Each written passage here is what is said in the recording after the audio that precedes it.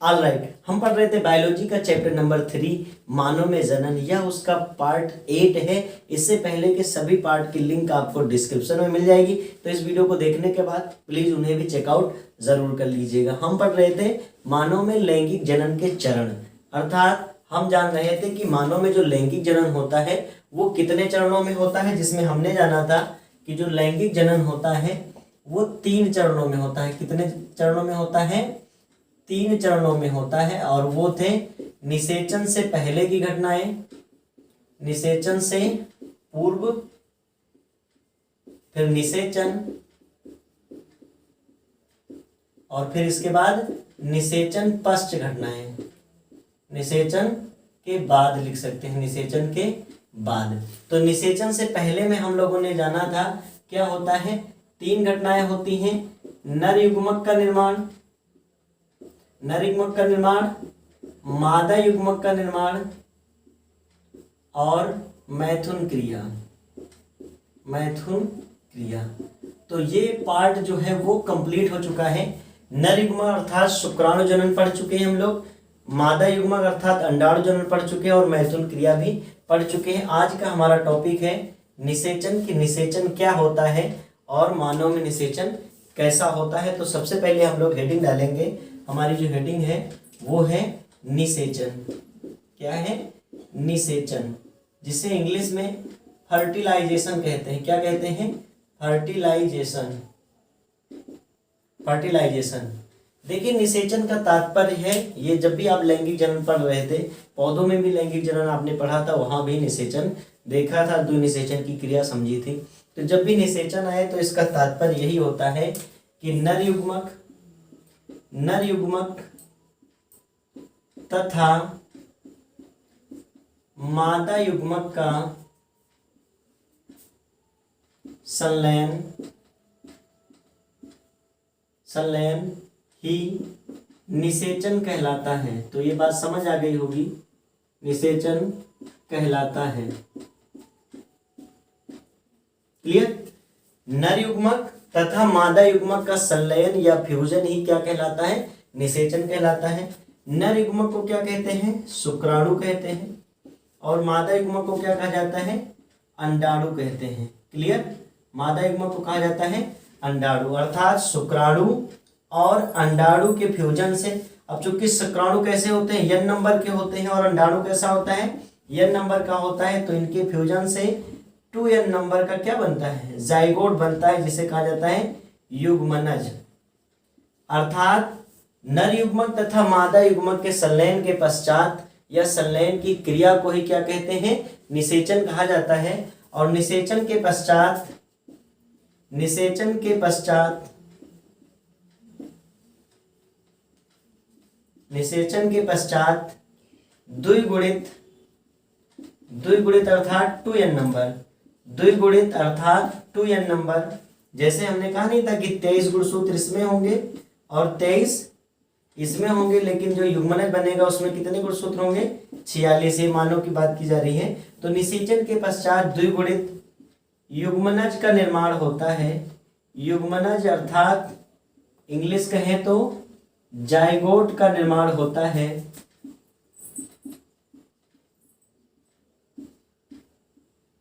निर्माण होता है। क्लियर हो गई बात? बहुत आसान है, इतना तो आप समझ गए कि निषेचन का अर्थ होता है नर युग्मक तथा मादा युग्मक के संलयन को ही निषेचन कहते हैं। निषेचन के पश्चात द्विगुणित युग्मनज का निर्माण होता है, और यही युग्मनज जो है वो आगे डिवीजन करके भ्रूण का निर्माण करेगा। अब बात करते हैं निषेचन की क्रिया कैसे होती है, कि जो महिला और पुरुष आपस में मिलते हैं, इसके बाद निषेचन की क्रिया कैसे होती है। तो उसके लिए आप ध्यान से देखेंगे, तो जब फीमेल रिप्रोडक्टिव सिस्टम हम पढ़ा रहे थे तो वहाँ पर हमने डिटेल में आपको एक क्रिया समझाई भी थी। अगर आपको ध्यान होगी तो अच्छी बात है, अदरवाइज अब जा करके उसको दोबारा भी चेकआउट कर सकते हैं, जाइएगा और फिर से पढ़िएगा। तो ये है फीमेल रिप्रोडक्टिव सिस्टम, इसको मान लेते हैं ये है फीमेल रिप्रोडक्टिव सिस्टम। ये फिम्बरी है, और यहीं के पास होता है अंडाशय। 2 अंडाशय होते हैं। कितने अंडाशय होते हैं? 2 अंडाशय होते हैं।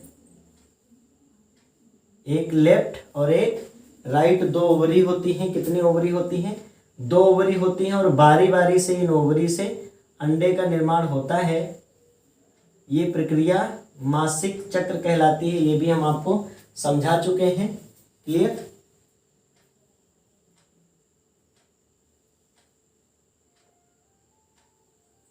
अब समझने का प्रयास करिएगा यहीं से, तो आपको बहुत अच्छे से समझ आ जाएगा। निषेचन हम समझ चुके थे, अब हमें जानना है कि निषेचन की प्रक्रिया कैसे होती है। तो इसके लिए आपको ये जानना जरूरी है कि शुक्र जनन होने के बाद शुक्राणु का निर्माण हो चुका है और अंडाणु जनन होने के बाद अंडाणु का निर्माण हो गया है। अब क्रिया होती है मैथुन की क्रिया, और मैथुन क्रिया के दौरान जो पुरुष का लिंग होता है पेनिस, वो फीमेल वेजाइना में प्रवेश करता है और फीमेल वेजाइना में प्रवेश करने के बाद मैथुन क्रिया लगातार चलती है। और मैथुन क्रिया के अंतिम चरण में, मैथुन क्रिया के अंतिम चरण में पुरुष के लिंग से जो मूत्र जनन छिद्र होता है उससे वीर्य का स्खलन होता है। किसका स्खलन होता है? वीर्य का स्खलन होता है। और वो कितनी मात्रा में, वो भी ध्यान दे लीजिए। लगभग 3 से 4 ml वीर्य का स्खलन होता है।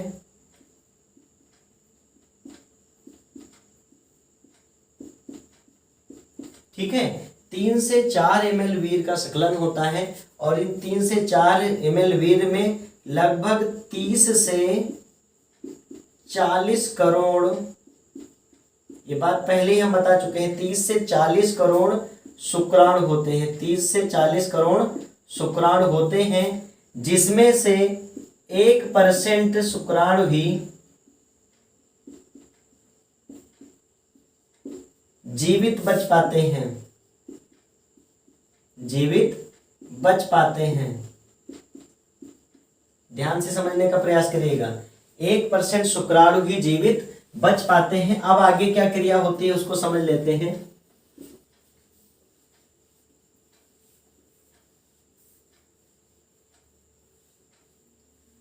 तो ध्यान से समझिएगा, आगे की क्रिया में होता क्या है कि जो ये शुक्राणु यहां से रिलीज होता है, ये तमाम सारे शुक्राणु लगभग 1% बचते हैं, वो भी संख्या बहुत ज्यादा होती है।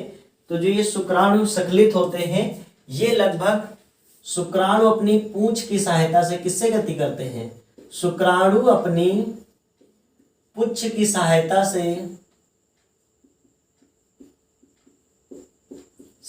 से लगभग 5 मिलीमीटर प्रति मिनट की चाल से अंडवाहिनी की ओर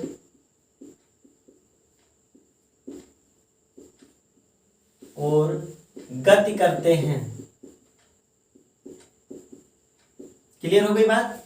ये जो शुक्राणु यहां पर स्खलित हुए वो लगभग 5 मिलीमीटर प्रति मिनट की दर से अंडवाहिनी की ओर क्या करते हैं? गति करते हैं। अब बात आती है कि जो शुक्राणु होते हैं वो अंडे की ओर ही क्यों गति करते हैं? ये क्वेश्चन बहुत बार मन में उठ जाता है कि हो सकता है इधर उधर भी गति कर सकते हैं। तो ऐसा नहीं है कि सभी शुक्राणु जो हैं वो पहुंच ही पाते हैं। हमने कहा नहीं था कि स्टार्टिंग में ही रेस स्टार्ट हो जाती है जिसमें सभी शुक्राणु अंडाणु तक नहीं पहुंच पाते, लेकिन जो शुक्राणु होते हैं वो हमेशा अंडाणु के लिए की ओर ही गति करते हैं। इसके लिए सबसे ज्यादा जरूरी जो वैज्ञानिकों द्वारा बताई गई अभिक्रिया वो है फर्टिलाइजिन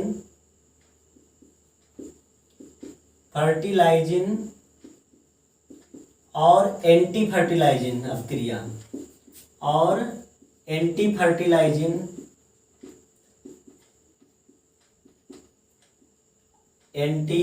फर्टिलाइजिन अभिक्रिया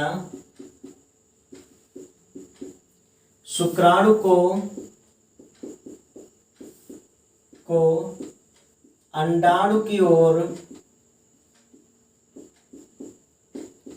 गति में सहायक होती है। अब ये क्रिया कैसे होती है? इसके लिए अंडाणु के चारों ओर और शुक्राणु के शीर्ष भाग में विशेष प्रकार के प्रोटीन पाए जाते हैं। ये प्रोटीन ही क्या करते हैं? आकर्षण का काम करते हैं शुक्राणु से अंडाणु की ओर, अंडाणु से शुक्राणु की ओर। साथ साथ में जो अंडाणु होता है, ध्यान से समझने वाली बात है, जो अंडाणु होता है वो कहाँ से रिलीज होता है, अंडाशय से रिलीज होता है। जो अंडाशय की ग्राफियन फॉलिकल है वो क्या हो जाती है, फट जाती है। और इसके बाद यहाँ से जो सेकेंडरी oocyte है, समझने का प्रयास करिएगा, ये क्या है, द्वितीयक अंड कोशिका इसको बोलते थे, क्या कहते थे, द्वितीयक अंड कोशिका। द्वितीयक अंड कोशिका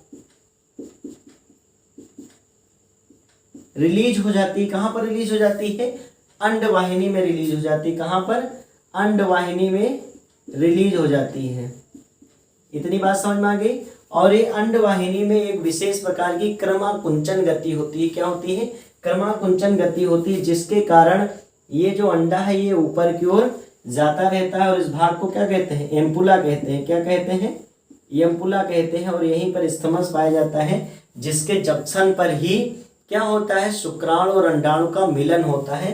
तो ये अंडाणु ऐसे चलता रहेगा और इसके बाद यहाँ पर मान लेते हैं ये अंडाणु है और ये उसके चारों ओर की क्या है, कवरिंग है। और उधर से शुक्राणु आ रहे हैं। शुक्राणु की गति के कौन सहायक होते हैं, शुक्राणु पूंछ। शुक्राणु पूंछ को एनर्जी कहाँ से मिलती है, तो शुक्राणु के मध्य भाग में उपस्थित होता है माइटोकॉन्ड्रिया, जिससे एटीपी के रूप में इनको ऊर्जा मिलती रहती है। और ये शुक्राणु यहाँ से इधर की ओर गति करते रहते हैं। शुक्राणु की गति में कौन कौन सहायक होता है, हमने कहा कि शुक्राणु की गति शुक्राणु में उपस्थित जो पूंछ है उसके कारण होती है। और ये कशाबीय गति करते हुए आगे की ओर बढ़ते रहते हैं। साथ साथ में शुक्राणु की गति के लिए, शुक्राणु की गति के लिए वीर्य में उपस्थित प्रोस्टाग्लैंडिस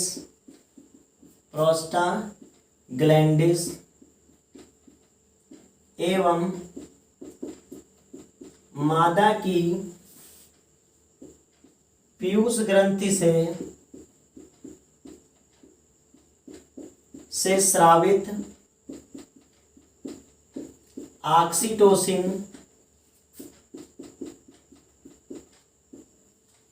मादा के पीयूष ग्रंथि से स्रावित ऑक्सीटोसिन भी शुक्राणु की अंडाणु की ओर गति को, शुक्राणु की अंडाणु की ओर गति में सहायक होती है।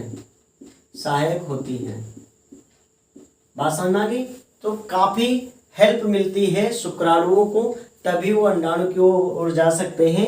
यहाँ पर भी एक सिरिंज अवशोषण अपक्रिया होती है, जिस कारण ये ऊपर की ओर संकुचित होती रहती है। गर्भाशय जो है वो ऊपर की ओर ऐसे ऐसे संकुचित होती रहती है और इसी कारण शुक्राणु ऊपर की ओर भागते हैं। और साथ साथ में यहाँ पर भी क्रमाकुंचन गति होती रहती है, जिस कारण शुक्राणु जो होते हैं वो इधर की ओर मुड़ जाते हैं। तो ये शुक्राणु यहाँ तक पहुँच चुके हैं। अभी तक हम लोग यही समझ पाए हैं कि जब मैथुन क्रिया हुई तो वीर्य का स्खलन हुआ, जिससे जो शुक्राणु हैं वो गर्भाशय के द्वारा किधर जा रहे हैं, अंडवाहिनी की ओर जा रहे हैं। क्लियर। अब जब यहाँ पर शुक्राणु पहुँचते हैं तो वो क्रिया यहाँ पर दर्शाई गई है, ठीक है। और एक साथ बहुत सारे शुक्राणु जो होते हैं वो पहुँच जाते हैं अंडे की चारों ओर। शुक्राणु कई सारे पहुँच जाते हैं। मान लेते हैं एक शुक्राणु यहाँ पहुँच गया है ये, ठीक है। ऐसे बहुत सारे आप बना सकते हो। ये तो हमने इसलिए बनाया कि अगर आप फिगर बनाएं तो आपको दिक्कत कोई ना हो, ठीक है। तो बहुत सारे शुक्राणु यहाँ पर पहुँच जाते हैं। और जब शुक्राणु वहाँ पर पहुँच जाते हैं तो एक विशेष प्रकार की रासायनिक अपक्रिया होती है, वो आपके लिए समझना बहुत ज़रूरी होता है, ठीक है। तो आगे हम लिख सकते हैं कि निषेचन की क्रिया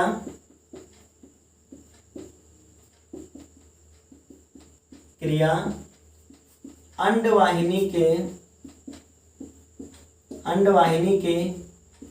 1/3 भाग में होती है। और मानव में कैसा निषेचन होता है, आंतरिक निषेचन होता है। निषेचन 2 प्रकार का होता है। जब जीव में जनन पहला चैप्टर पढ़ा रहे थे तो वहाँ हमने समझाया था कि निषेचन 2 प्रकार का होता है। एक बाह्य निषेचन होता है। बाह्य निषेचन ज़्यादातर जलीय जीवों में होता है, जैसे मेढक वगैरह में, कि जो अंडा है वो बाहर रिलीज कर दिया गया पानी में और जो स्पर्म है वो भी रिलीज कर दिया गया और दोनों आपस में मिल गए। बाकी जो ऐसे जीव होते हैं उनमें सब में कैसा होता है निषेचन, अंतः निषेचन होता है या आंतरिक निषेचन होता है। तो मानव में भी कैसा निषेचन है, आंतरिक निषेचन होता है। और कहाँ होता है, अंडवाहिनी के 1/3 भाग में होती है। और यहाँ पर क्या होता है, ध्यान से समझिएगा, यहाँ पर होती है। अब जब शुक्राणु पहुंचता है, ध्यान से समझिएगा, शुक्राणु अंडाणु के पास पहुंचते हैं,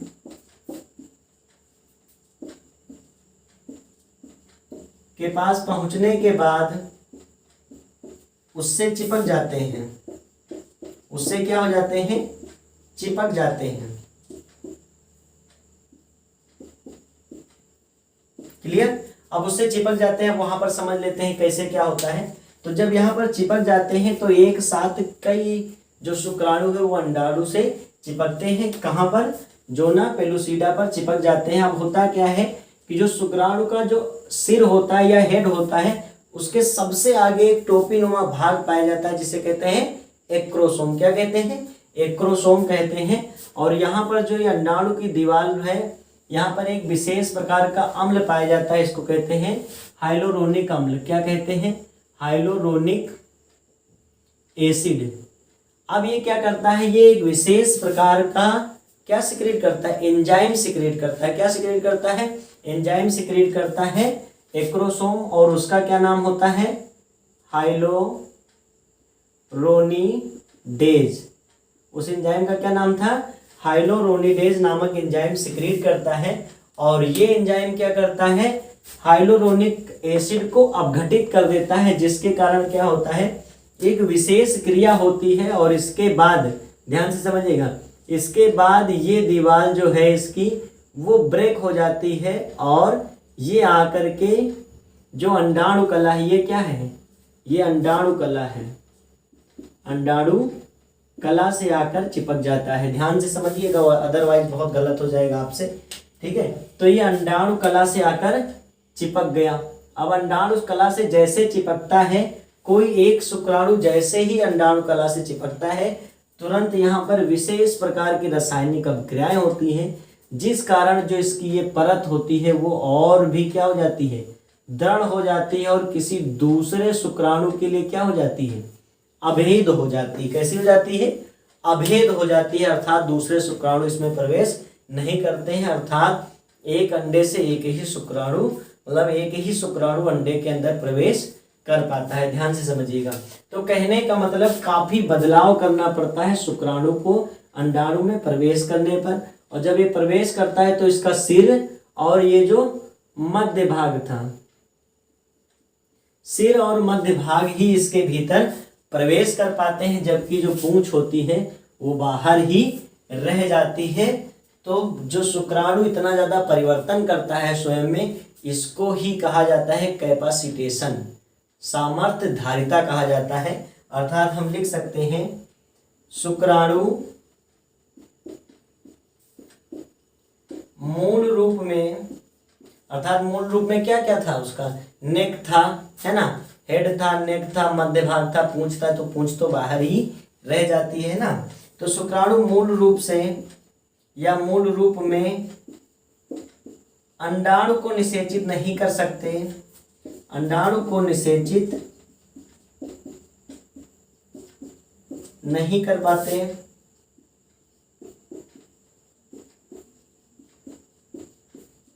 इसके लिए उनमें कुछ विशेष परिवर्तन होते हैं, कुछ विशेष परिवर्तन होते हैं,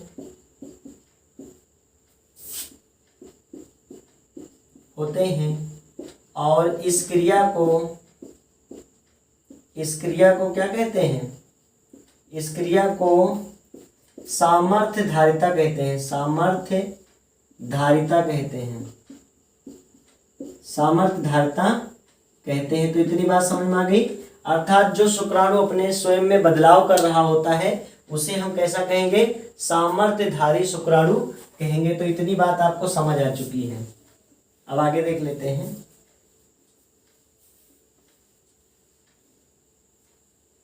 आगे क्या होता है, आगे होता है सामर्थ्यधारी शुक्राणु अंडाणु की कला से जैसे ही अंडाणु की कला को टच करते हैं, तुरंत अंडाणु में विशेष प्रकार का परिवर्तन होता है, जिसके जो अंडाणु की जो जोना पेलुसिडा है, जोना रेडिएटा हमने आपको पढ़ाया था, वो अभेद हो जाती है दूसरे शुक्राणुओं के लिए। वो कैसी हो जाती है? अभेद हो जाती है, अर्थात उसमें प्रवेश नहीं कर पाते, अर्थात एक शुक्राणुग्राही होता है जो मानव का अंडा होता है। क्लियर हो गई बात? तो इसके बाद हमने आपको ये भी समझा दिया कि एक्रोसोम यहाँ से हाइलोरोनिडेज नाम का एंजाइम निकालेगा, जिसके कारण ये दीवार यहाँ से हट जाएगी और ये आराम से प्रवेश कर जाएगा। और इसके बाद ध्यान से समझिएगा, इसके बाद मध्य भाग, और कौन कौन प्रवेश करता है? हेड और मध्य भाग। तो हम लिख सकते हैं शुक्राणु का सिर एवं मध्य भाग अंडाणु में प्रवेश करता है,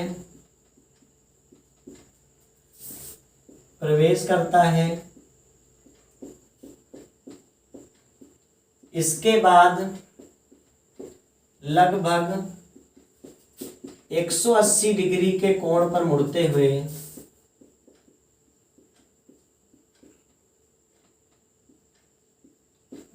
हुए शुक्राणु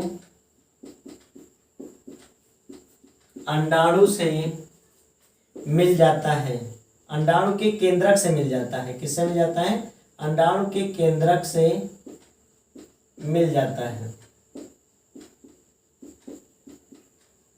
अब ध्यान से समझिएगा, जब हेड प्रवेश करता है तो हेड में क्या होता है? केंद्रक होता है, अर्थात केंद्रक मेनली प्रवेश करता है। बाकी तो एनर्जी के लिए अंदर अंदर मुड़ना भी तो है उसको, तो उसके लिए एनर्जी की आवश्यकता होती है, इसलिए मध्य भाग भी अंदर प्रवेश करता है। चूंकि उसको मूवमेंट तो करना है नहीं, इसलिए टेल का कोई आवश्यकता वहां पर नहीं है, तो ये हेड यहाँ पर प्रवेश कर जाता है। और हम मान लेते हैं कि ये किसका हेड हो गया? ये हेड हो गया, ये केंद्रक हो गया किसका? शुक्राणु का केंद्रक हो गया, और ये दोनों आपस में मिल जाएंगे। और इसके बाद ये यन था, ये यन था, और ये क्या बना लेंगे?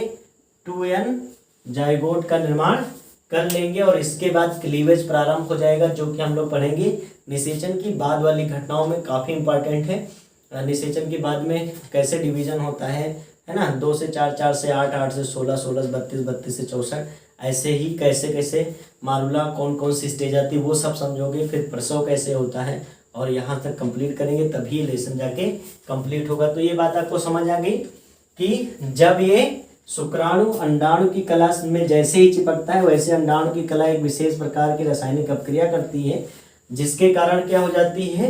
वो जोना पेलुसिडा दूसरे के लिए या दूसरे शुक्राणुओं के लिए अभेद हो जाती है, और दूसरे शुक्राणु वहीं पर मर जाते हैं। दूसरे शुक्राणु वहीं पर क्या हो जाते हैं? मर जाते हैं। ध्यान से समझने वाली बात होती है, ठीक है। शुक्राणु लगभग 48 घंटे तक सक्रिय रहते हैं, वहीं अंडाणु जो होता है, अंडाणु लगभग 24 घंटे तक सक्रिय रहता है। किसके लिए? निषेचन के लिए। अर्थात अगर अंडाणु 24 घंटे पुराना हो गया है तो वो निषेचन के काबिल नहीं बच पाता है। ऐसे भी केसेस होते हैं। तो क्लियर हो गई बात? अभी भी कोई डाउट तो होना नहीं चाहिए। मुझे लगता है कि आपने अच्छे से समझ लिया होगा। फिर से एक बार रिपीट कर देते हैं। क्या होता है कि निषेचन का अर्थ होता है, नर युग्मक और मादा युग्मक के संलयन से युग्मनज का निर्माण ही निषेचन कहलाता है। और निषेचन की प्रक्रिया कैसे होती है वो भी समझ लोगे, 2 मिनट लगेगा। उसके लिए जब मैथुन क्रिया होती है तो मैथुन क्रिया में पुरुष का लिंग मादा की योनि में प्रवेश करता है, और इसके बाद मैथुन क्रिया के अंतिम चरण में नर के लिंग से 3 से 4 ml का वीर्य स्रावित होता है, जिसमें लगभग 30 से 40 करोड़ के क्या होते हैं? शुक्राणु होते हैं, जिनके 1% ही जीवित रह पाते हैं। इसके बाद शुक्राणु जो होता है वो अपनी पूंछ की सहायता से गर्भाशय में ऊपर की ओर अंडवाहिनी की ओर चलता है, जिसमें गर्भाशय की सिरिंज अवशोषक क्रिया और अंडवाहिनी की क्रमाकुंचन गति भी जो है वो हेल्प करती है। साथ साथ में पुरुष के वीर्य में उपस्थित प्रोस्टाग्लैंडिस और मादा की पीयूष ग्रंथि से स्रावित ऑक्सीटोसिन भी क्या करता है? शुक्राणु की अंडाणु की ओर गति में सहायता करता है, और इस तरह वो यहीं पर पहुंच जाता है। और इसके बाद एम्पुला इस्थमस जंक्शन पर क्या हो जाता है, निषेचन हो जाता है। और निषेचन में कई शुक्राणु आकर के अंडाणु की दीवार से चिपकते हैं, लेकिन उसमें से कोई एक शुक्राणु जैसे ही अंडाणु कला को छूता है वो तुरंत ही उसकी जो बाहरी दीवार है वो क्या हो जाती है, अभेद बन जाती है, जिससे कोई दूसरा शुक्राणु उसमें प्रवेश ना कर पाए। अगर क्योंकि दूसरा शुक्राणु अगर प्रवेश कर जाएगा तो ऐसे में बहुत ज़्यादा समस्याएं आ जाएंगी, क्योंकि आप जानते हो क्रोमोसोम नंबर्स में क्या हो जाएगा, डिफरेंट आ जाएगा। क्लियर हो गई बात। तो एक शुक्राणु का जो हेड है अर्थात केंद्रक और मध्य भाग उसके अंदर प्रवेश करता है, लगभग 180 डिग्री घूमने के बाद वो अंडाणु केंद्रक से मिल करके 2n नंबर का जाइगोट बना लेता है। क्लियर हो गई बात। अब बात करते हैं कि निषेचन का क्या महत्व होता है। निषेचन का क्या महत्व होता है, निषेचन का महत्व अगर आप लिख रहे हैं तो बहुत अच्छी बात है, अदरवाइज अब इसको हैंड रिटन नोट्स इसकी कंप्लीट हो चुकी है लेसन नंबर 3 की, वो भी मिल जाएगी। चैप्टर नंबर 2 की अभी नोट्स जिनको नहीं मिली है वो लोग कमेंट कर दें, हम प्रोवाइड कर देंगे। ठीक है, चैप्टर नंबर 2 की और इसके बाद चैप्टर नंबर 3 की नोट्स मिल जाएगी। तो निषेचन के महत्व की बात करें तो सबसे पहले निषेचन का महत्व होता है कि इसमें क्या होता है कि जो नर शुक्राणु का केंद्रक और मादा शुक्राणु के केंद्रक आपस में मिल करके 2n नंबर जाइगोट बनाते हैं, जिससे क्या हो जाती है, गुणसूत्रों की संख्या कैसी हो जाती है,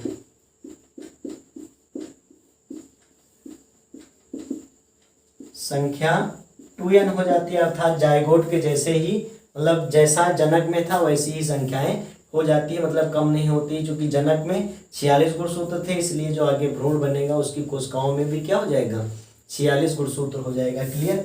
और इसके साथ साथ दूसरा महत्व ये होता है कि जब इसके अंदर डिवीजन होता रहता है द्वितीयक कोशिका में, तो इसमें कोशिका द्रव्य की कमी हो जाती है, लेकिन जब शुक्राणु इसमें प्रवेश करता है तो उसका भी कोशिका द्रव्य इसमें आके मिल जाता है, जिसकी कमी को वो क्या कर देता है, कंप्लीट कर देता है। बात इतनी समझ आ गई।